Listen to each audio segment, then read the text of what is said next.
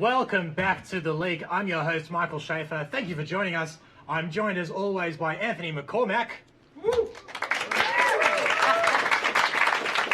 And Jacqueline Mifsud as always. And our special guest panelist for this week is Ferdy Billamoria. Well, let's get stuck into it. This week, former Prime Minister John Howard was in the news when footage surfaced of him selling mattresses in China back in 2013.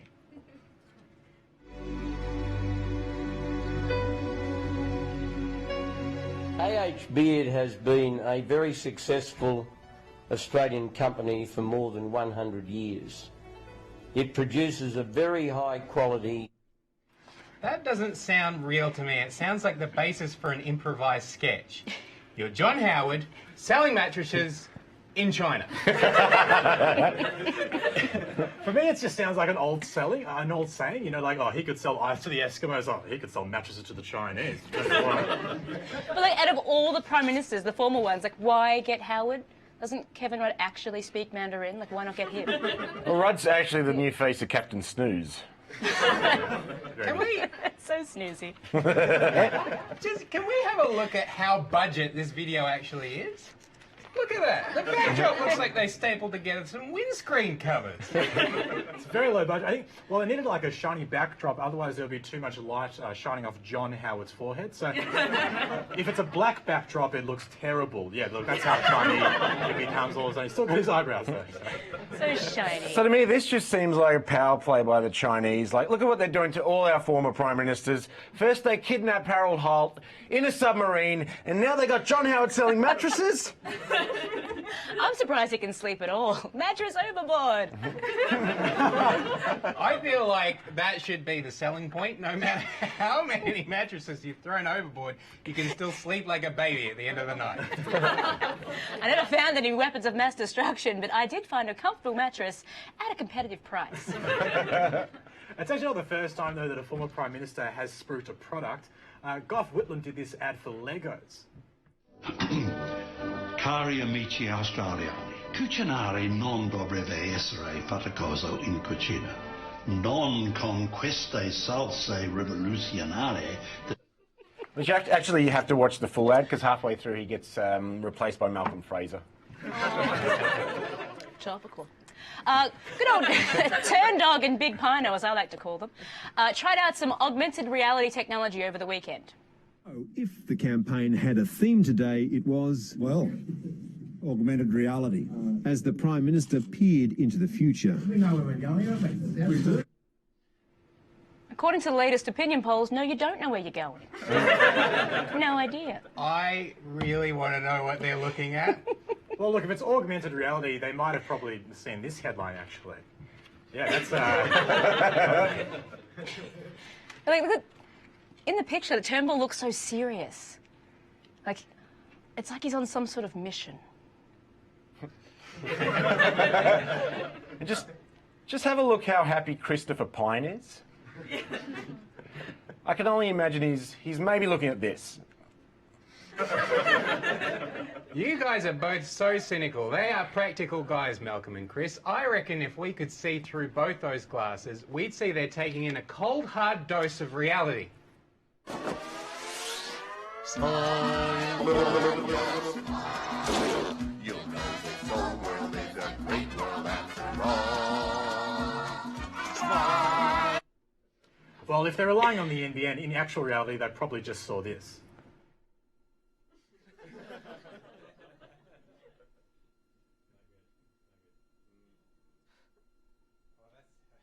That's still going on. Sad news from Michigan.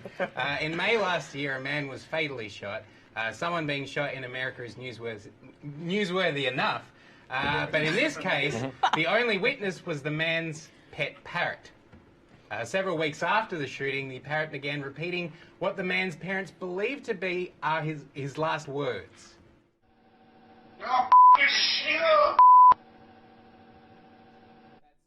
Shoot. So is a parrot going to give evidence at the trial? Because if so, that would be the cutest witness. I don't think parrots would care much for the Bible, so they'd probably have to be sworn in like a little packet of crackers. Yum, yum, yum, yum, yum. What did you? How does this happen before and we just never knew about it? Because it's amazing how many people's last words could have been, Polly wants a cracker. Well, it's not the first time that an animal has given evidence in a murder trial. In 2008, a dog was brought into a French court to see if any of the suspects caused the dog to bark excessively. Turns out the postman did it. The parrot has described the murderer to a police sketch artist. Detectives are currently searching for a suspect matching this description. All right, so I got one. A 36-year-old mother in Atlanta has actually decided to quit her day job as a bartender to go home and stay at home and breastfeed her boyfriend. What?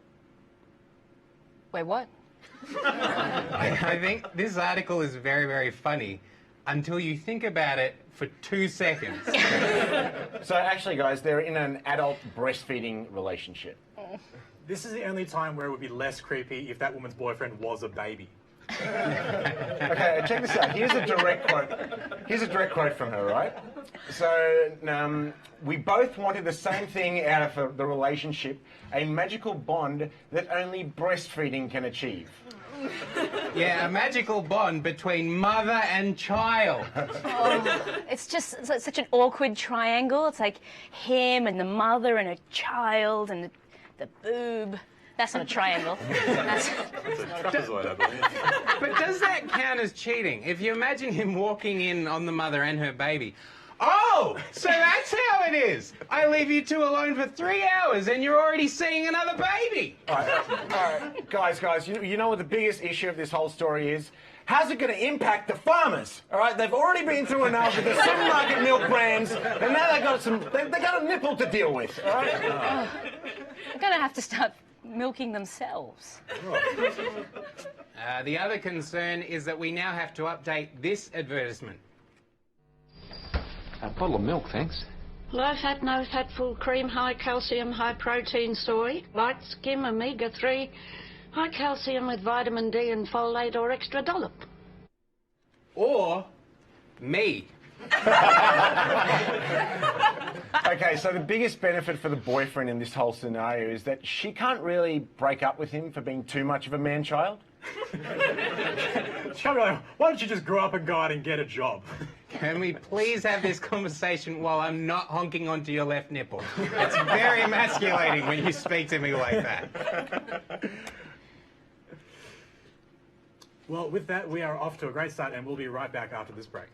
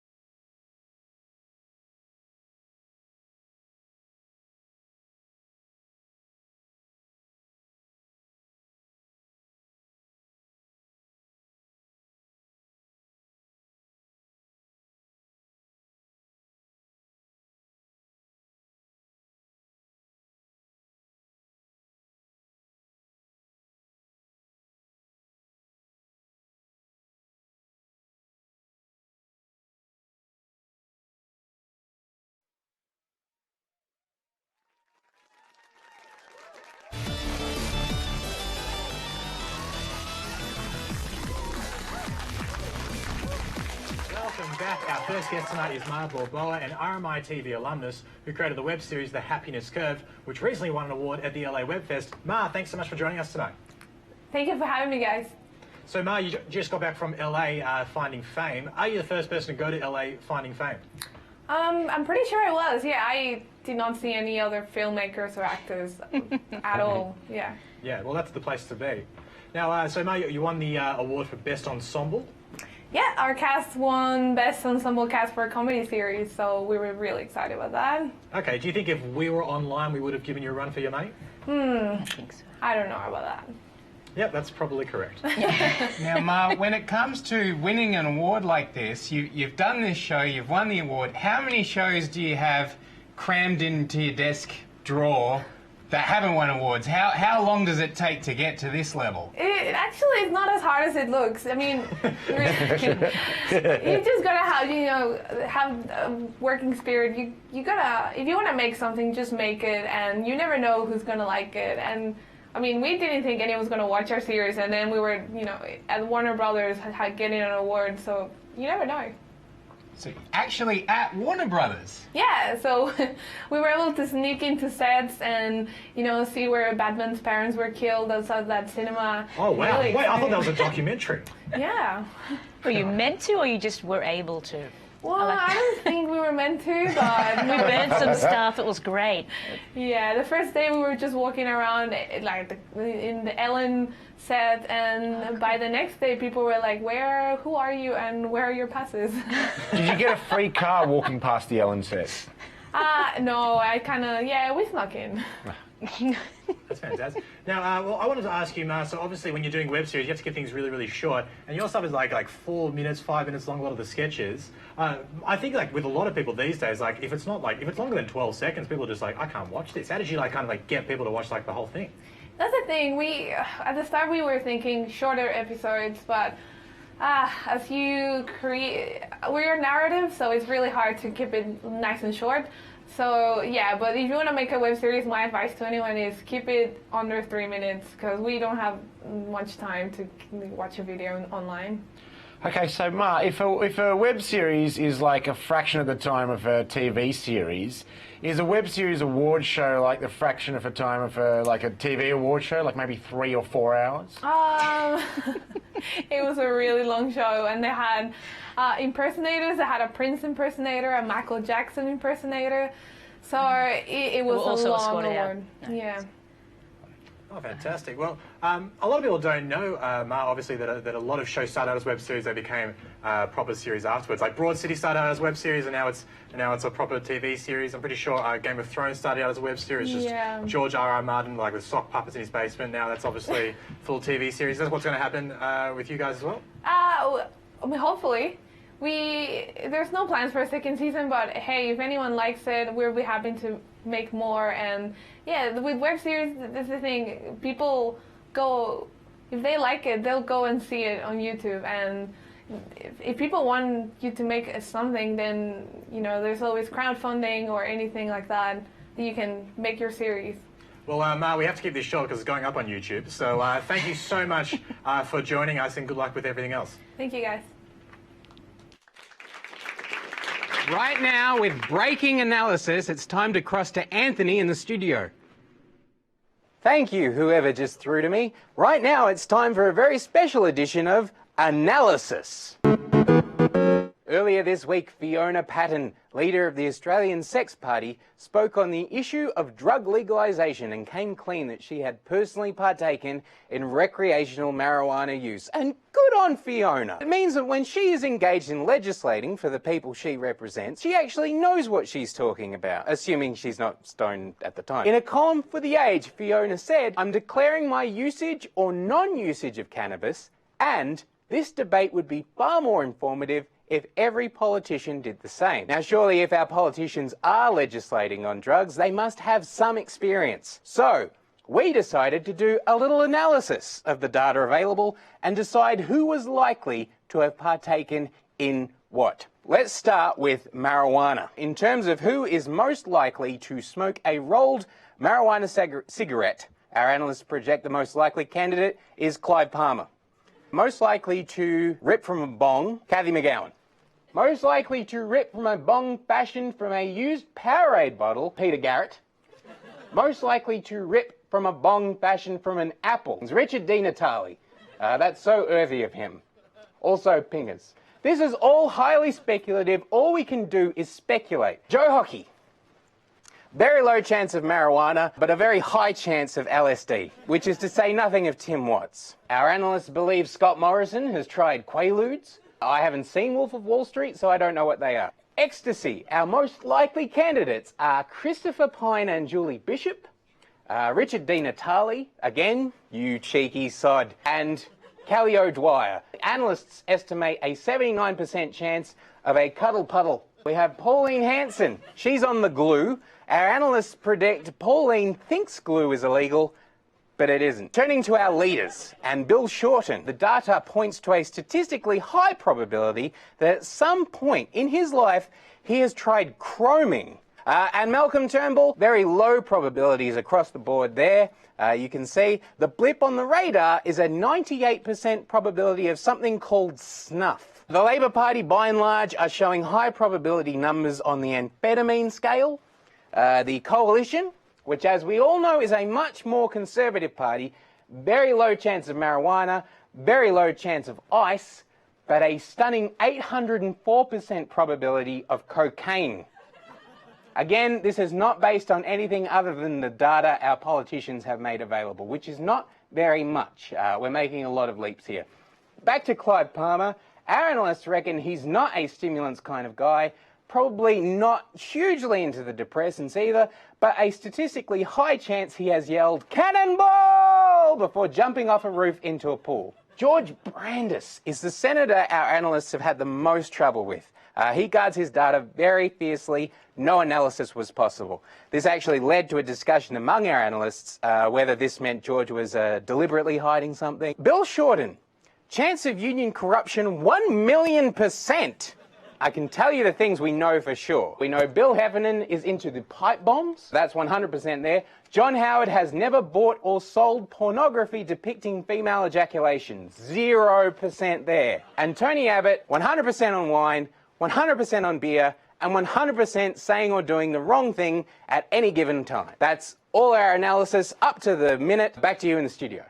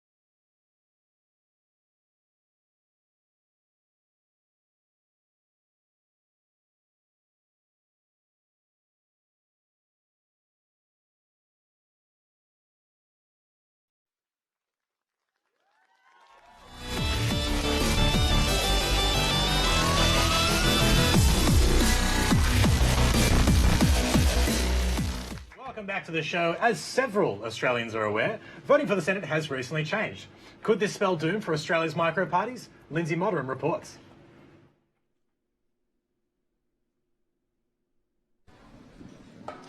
The Senate voting reforms. We've all just had one, but how many of us remember why? And who gives a shit?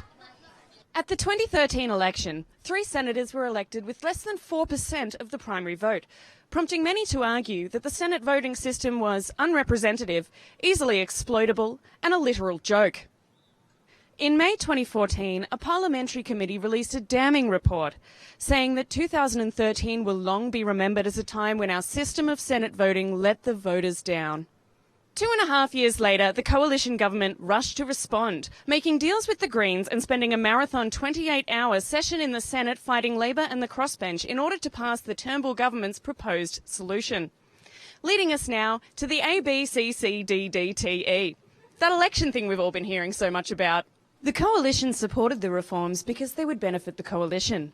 On the other hand, the Greens supported the reforms because they would benefit the Greens.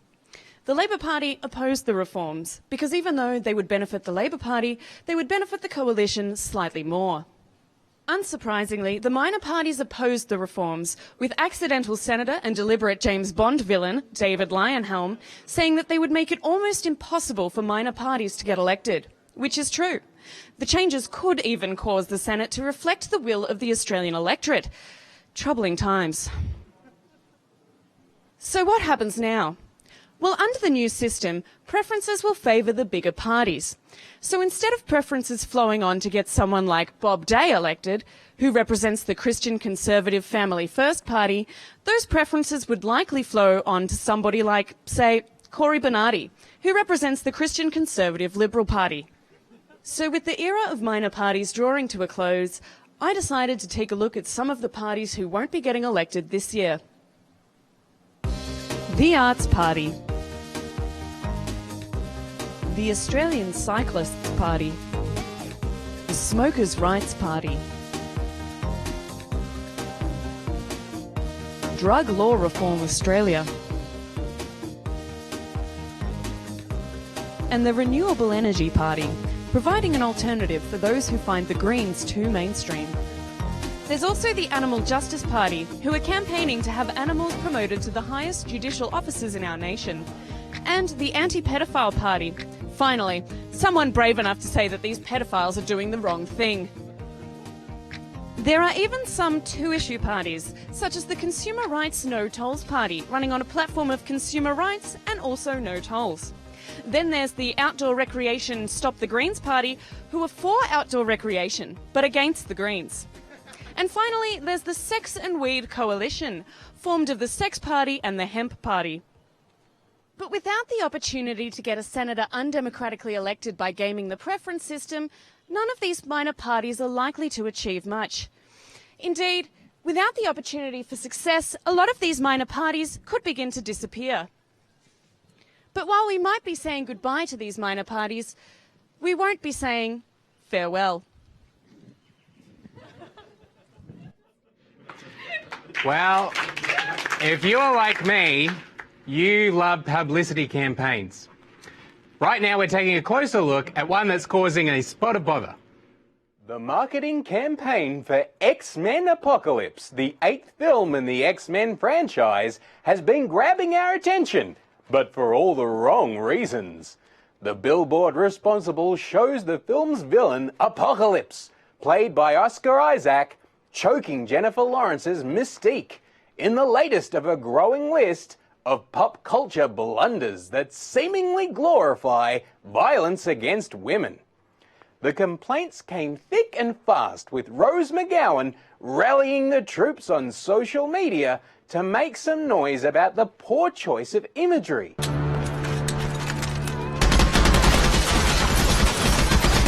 Fox were just as quick to remove the billboards and make a public apology. Violence against women is certainly not what we've come to expect from the franchise that gave us X-Men 1, X-Men 2.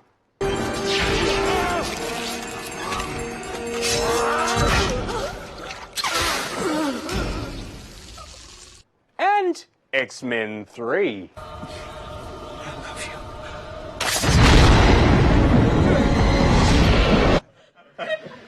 seen the movie, I can't figure out why they picked that exact moment to put on a billboard. It's a thing that happens, but it's not very climactic. It's not very meaningful. See, they don't spend this kind of money on campaigns without actually doing some consumer research behind it. What I'm terrified by is the actual research that led to this campaign. But meanwhile, we're seeing ads on Australian TV like this one. You're okay. Just did it because he likes you. So, during the ad breaks, let's stop violence against women. But the ad breaks are over. Let's go back to choking women. Can we just see the billboard in question again? Can I say, when I was a kid, the Smurfs were a lot kinder to each other. So I like having, you know, strong female characters in superhero movies. Like, it's awesome. Like, sometimes they're kicking ass, sometimes they're getting their ass handed to them. Either way, that's true equality. You know, comic book history has a lot of interesting moments like this. We had an Ant-Man movie last year, but before that, the Ant-Man from the comic books was probably most well known for being the superhero who beats his wife. There's a very famous Batman comic. Oh, I've got my pictures going everywhere here. Visual aids. There's a famous Batman comic where the Joker actually cripples Batgirl and then takes lewd photos of her. Who does he think he is, a star quarterback? It's ridiculous. I don't think it's the behaviour we've come to expect from the upstanding citizen that is Joker.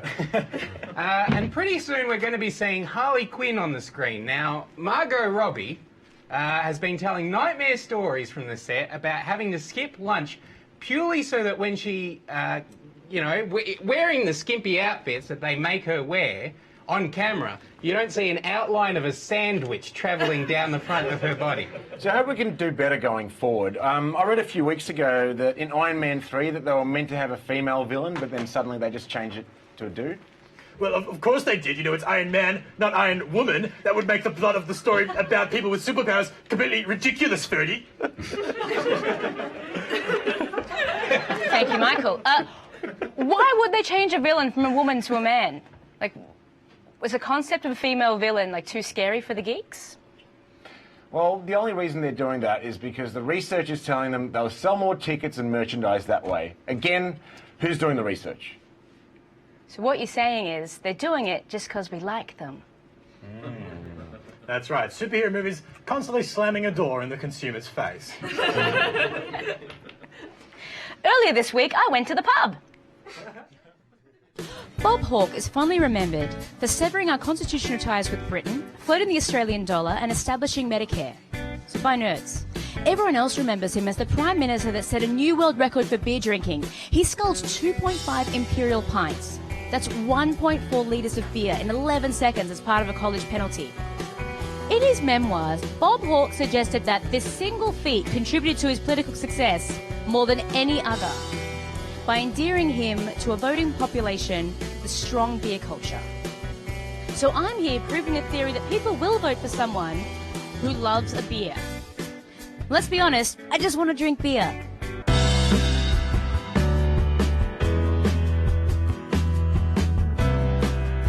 What do you remember famously about Bob Hawke?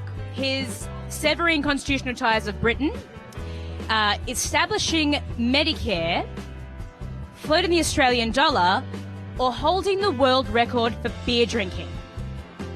He did all those other things? Beer drinking, absolutely beer drinking. No, he should probably be remembered for, you know, all those other wonderful things. The fact that he can scull a pint's just a benefit. What if there were two candidates who were very similar, but one could smash pints like no one's business? Who would you vote for? Pint smashing Prime Minister, number one. You'd probably have to go with the one that could scull a pint. Would you vote for me if I could scull this pint? As opposed to what? Eating an onion. If I was to play some word association, what would you say after I said jobs? Gross. And if I could scull this pint, would I impress you, Joe? Certainly. Can I please scull this pint, Joe? Absolutely. Thanks, Joe.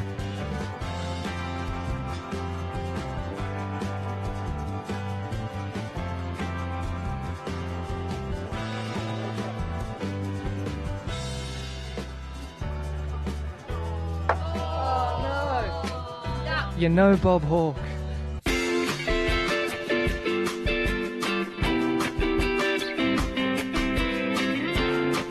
If I was running for office, what could I drink that would impress you? I would just love to see a nice, classy drink, a nice, neat whiskey. See if that's, maybe if you can scull something like a glass of rum, I'll be really impressed. One shot of beer for 100 minutes. One shot every minute. So thankfully, this is not a 100-minute episode. I'm going to go with Harvey's vote, and I'm going to drink a nice, classy, neat whiskey. Cheers, boys. Cheers. Cheers. Woo. So there you have it. The people have spoken. Australians are more likely to vote for beer chugging champions than anyone else.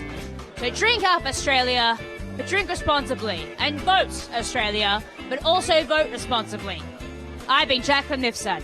Cheers.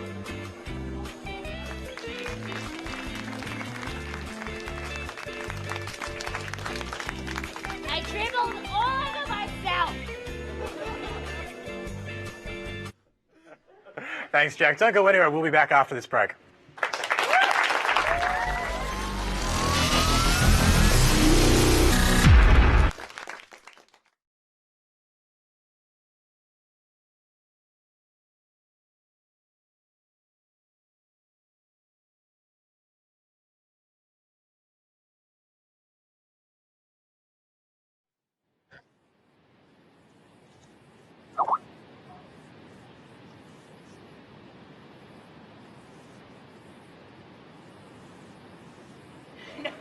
Yeah, we did the take it the same day, so we're just kind of like, yes, that was very funny.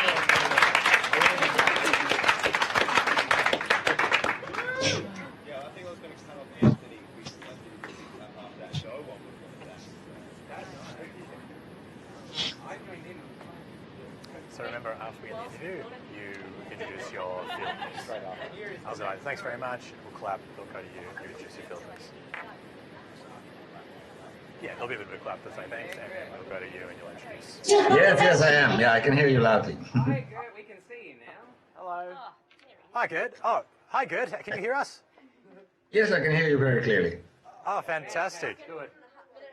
So it's obviously daytime over there, Gert. Yeah, it's still 6 o'clock, I think. Oh, yeah. cool. Well, thanks so much for joining us. So the Skype works. Yes. Yeah. Like you can hear. Yeah. Very, very good. And can you hear the audience? If the audience like claps and stuff, can they hear? Yeah.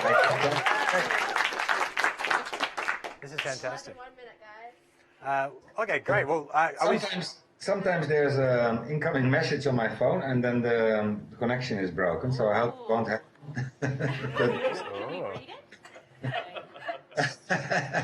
Reminder for tomorrow, wear pants.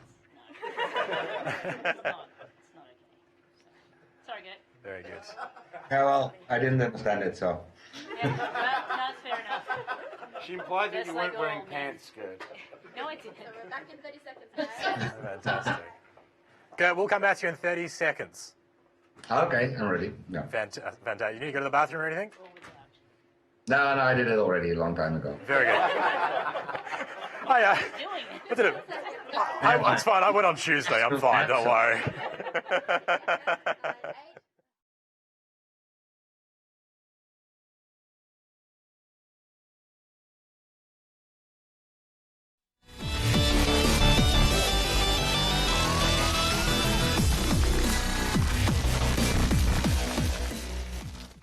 Welcome back. Well, our second guest for the night is Kurt van den Berg, who is a senior fellow at the University of Wollongong at the Centre for Archeological Science. His team discovered the remains of an ancient species of humanoid in Indonesia dubbed the hobbit. Kurt, thanks so much for joining us tonight.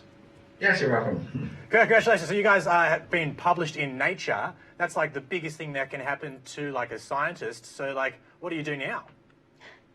Yeah, well, a bit taking a rest because the last couple of days have been pretty hectic here. I'm in Bandung at the moment, so we had this huge press conference in the Geology Museum on Wednesday evening, and then after that the telephone has hardly stopped. So yeah, but now it's getting less, so I had some time to appear in your program.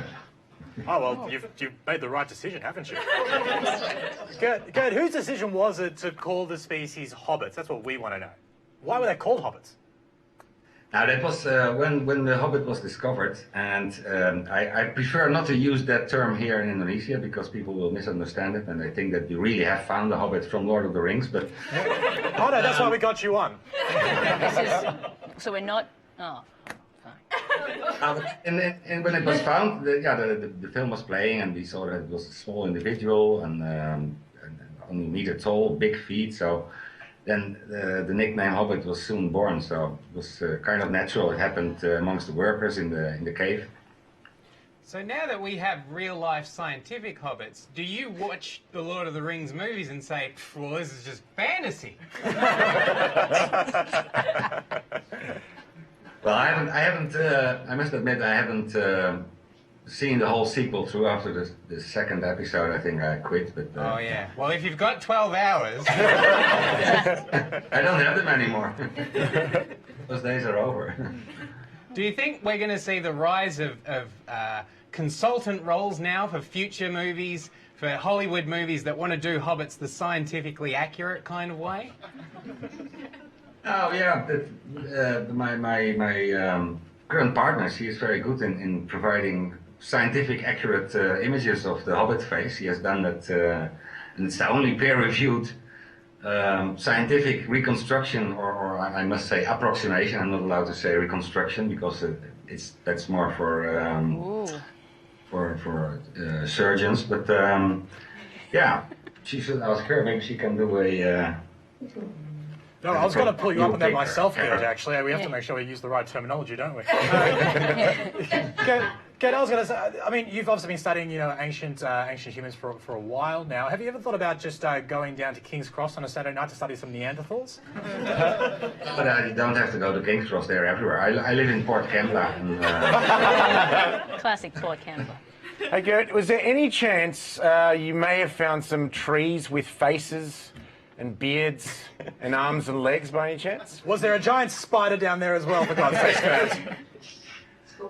We had scorpions in our bed, and my colleague, he seems to expect, and Adam Brum, he has had 3, and he has been bitten a couple of times. So yeah, we call that the scorpion room in the base camp. People sleep there, nothing happens, so they must really like him.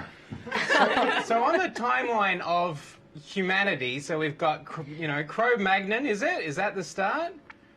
Encino Man? That's us already. Oh, that's us already. So we've got Cro-Magnon in the middle, and we've got, on one end, we've got our ancestors, and on the other end, we have the superpowered Magneto mutant guy. Whereabouts is the Hobbit? Whereabouts are they sitting? They're sitting, well, maybe a couple of 1,000 years earlier. Well, there's your answer there, Anthony. Gerd, thank you so much for joining us today. Good luck with everything. Yeah, okay, you're welcome. Thank you. Guys, so it's election time, and of course, national security is always one of the hot topics. So here's the thing I did. Terrorism, it's probably everywhere, right? A boogity boogity boogity boo. Or at least that's what the Turnbull government seems to want you to believe with its new advertising campaign for the National Security Hotline. The $8 million campaign is aimed at encouraging you, the everyday individual, to report any suspicious behaviour. Conveniently, it's running up till 2 days before the election. Let's take a look. In our fast-paced world, it's easy to miss anything unusual. But with the ongoing threat of terrorism, we all need to play our part by reporting anything suspicious. Even if you think it's probably nothing, the smallest piece of information can be valuable. Calls to the National Security Hotline have already contributed to investigations. If something doesn't add up, speak up by calling the National Security Hotline on 1800 123 400 and help keep Australia safe from terrorism. That's right. If it doesn't add up, speak up. Not too dissimilar to If You See Something, Say Something campaign from a few years back. So all you got to do is add a couple of sentences that end in the same word preceded by a different verb, and you got yourself a sweet fear-mongering campaign. And then just pepper that with some images of somebody with bad cash management skills, somebody looking up paintball skirmish online, and then the trash can outside a failed meth lab, and you got yourself some sweet terrorists to crush. One could argue that this is just some thinly veiled politicking by the government leading up to the election to make you feel safe and secure in their strong, sturdy, diligent hands. And at the same time, is this just not a fear campaign that might lead to some irrational snitching via this hotline? Hi, I'm concerned about the plight of oppressed Muslim women, gay Muslim men, and the fact that I can't buy pork at the halal butchers. Bring back capital punishment.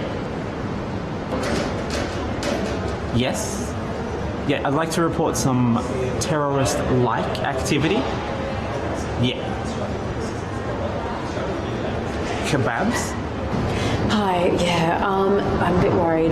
There's this random ethnic guy and Asian girl around campus with some weird microphone thing. It seems a bit sus. False accusations and general distrust tend to go hand in hand with paranoia. If the government's going to use a subjective term like suspicious in an ad campaign, well, who's to determine what that word exactly means? I've got an answer for you. It's going to be each and every caller. So that means practically anybody could be suspicious.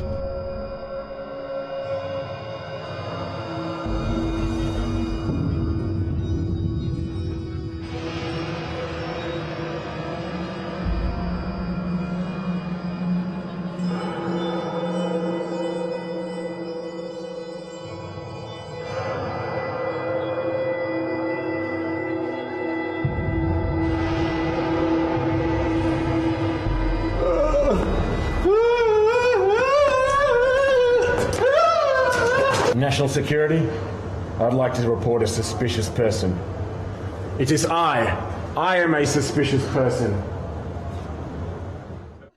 Well, terrifying indeed. But now to something we should actually be worried about. The best thing about oral sex? 5 minutes of silence. Men would notice women's brains more if they jiggled when they walked. Drink till she's pretty are just a few wonderful motivational quotes that you and your family may be lucky enough to spot on your next holiday.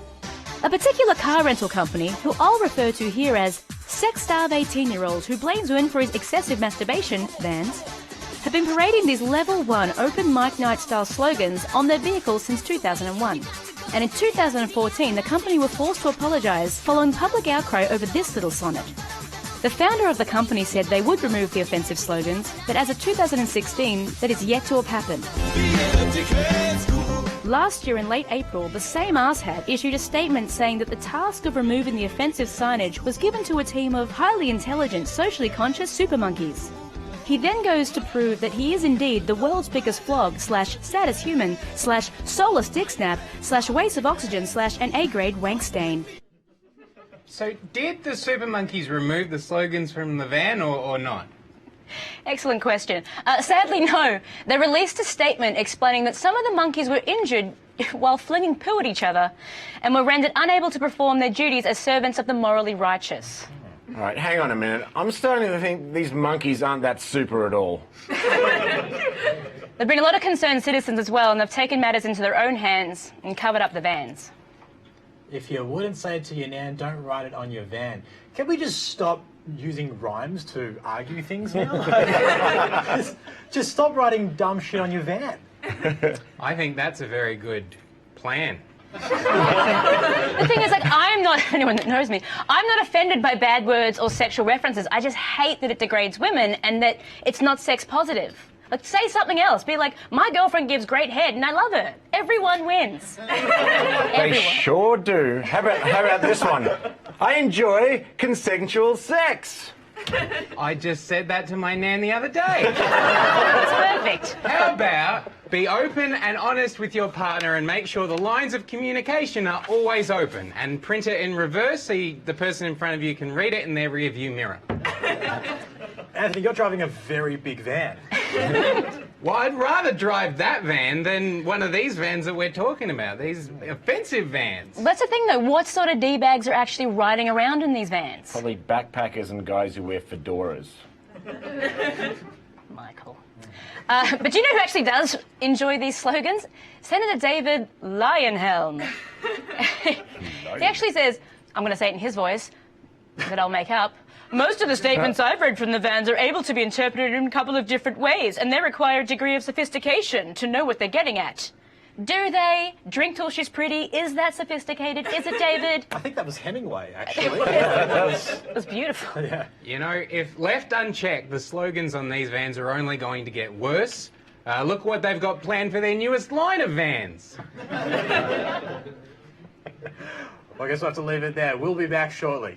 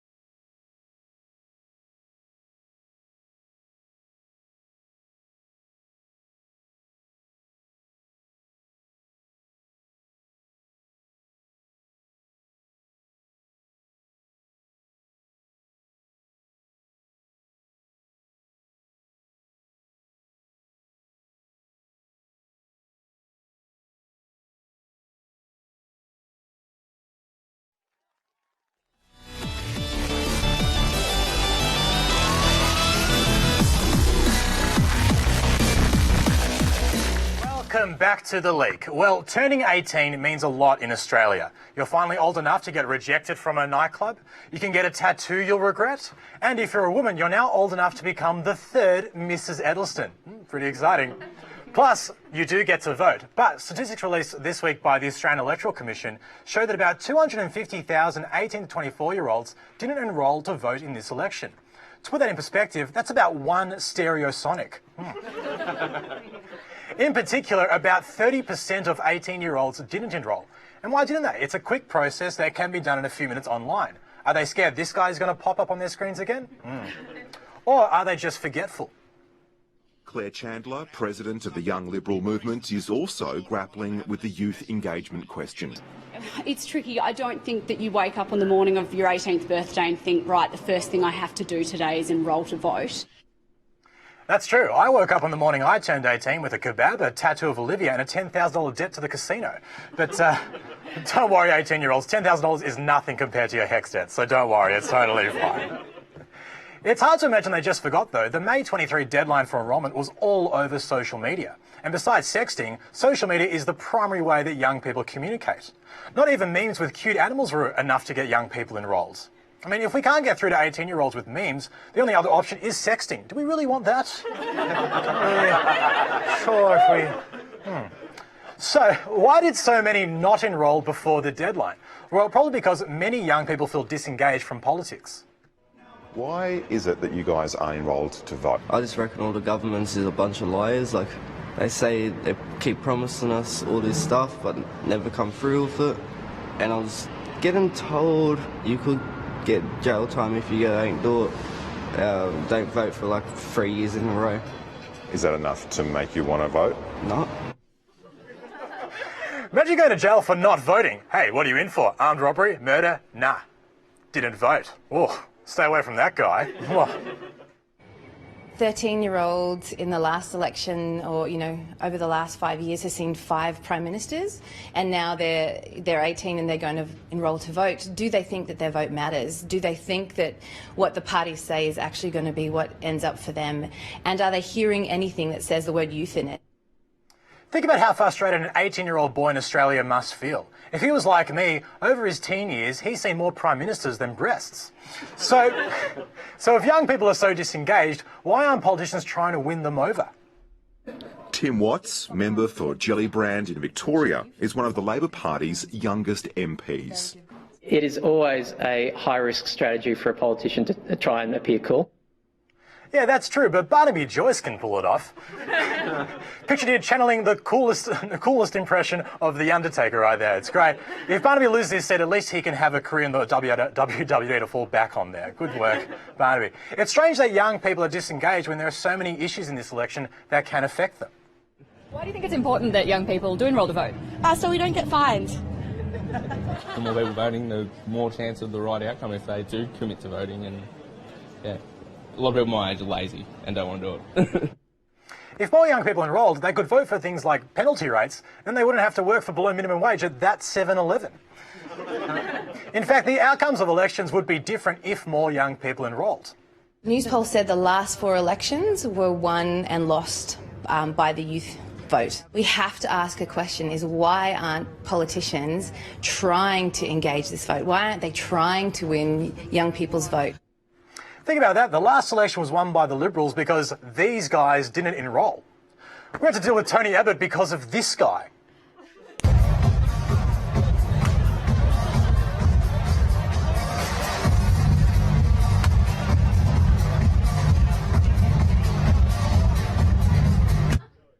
A little less stop the boats and a little more drop the beats, am I right? Yeah, let's go for it. Yeah, let's do it. And that's not a stretch. So many close seats at the last election would have been decided differently if more young people had enrolled. Clive Palmer won his seat at the last election by 53 votes. Now that shows you how close some of these contests can be. At this election there are at least 20 seats that can be defined as marginal. So of course a few extra young voters could change the outcome. Because young people didn't enrol, a guy who built his own dinosaur amusement park and called it Palmasaurus got elected to Parliament. I mean, what were all the young people doing that day?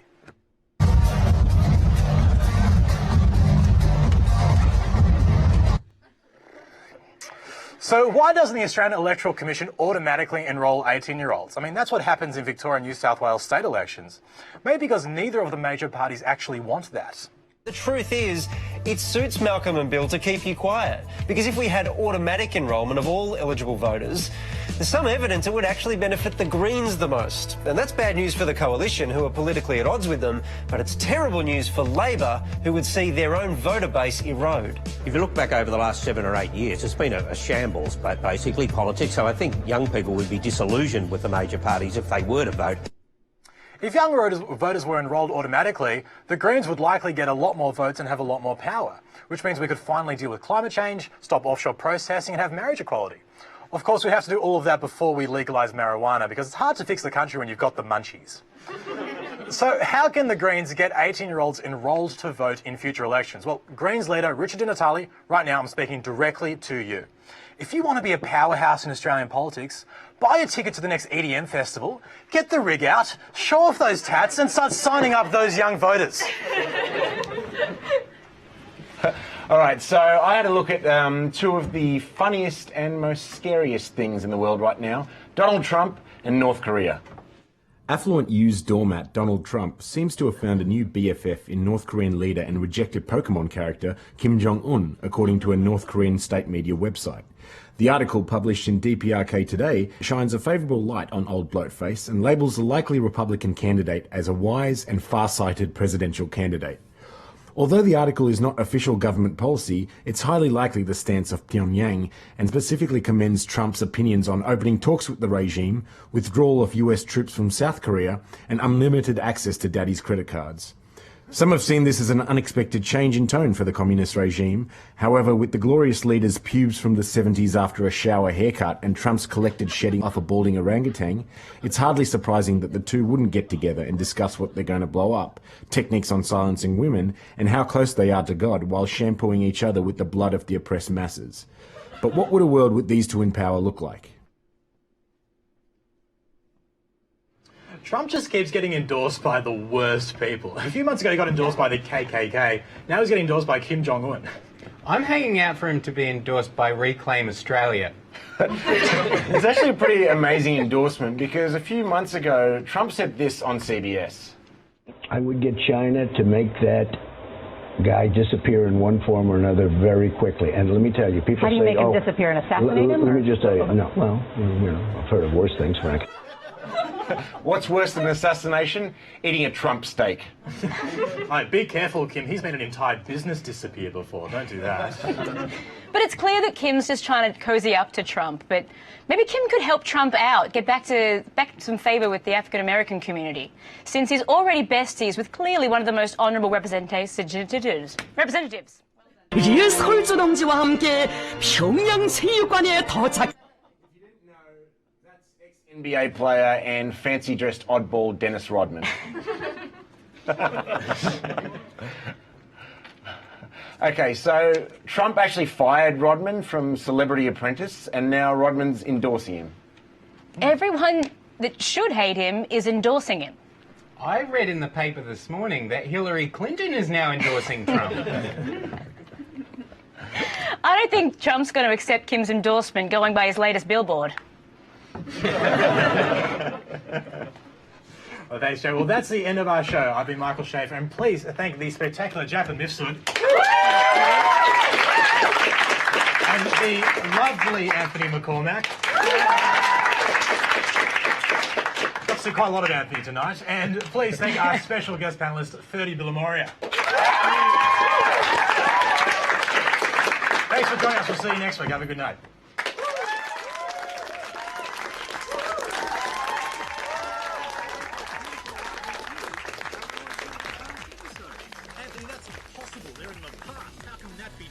I thought you'd say that, but it is possible. You just jump on YouTube, you search The Leak. All of our episodes are there. You can just binge for hours. So you can find us on what? Facebook, Twitter, Instagram? At The Leak Live. Fantastic. Don't look us up on Grindr. Very, very different show. Yeah, no, different guy. No, neither of us. All right. Nice guy. See you next week. See you then.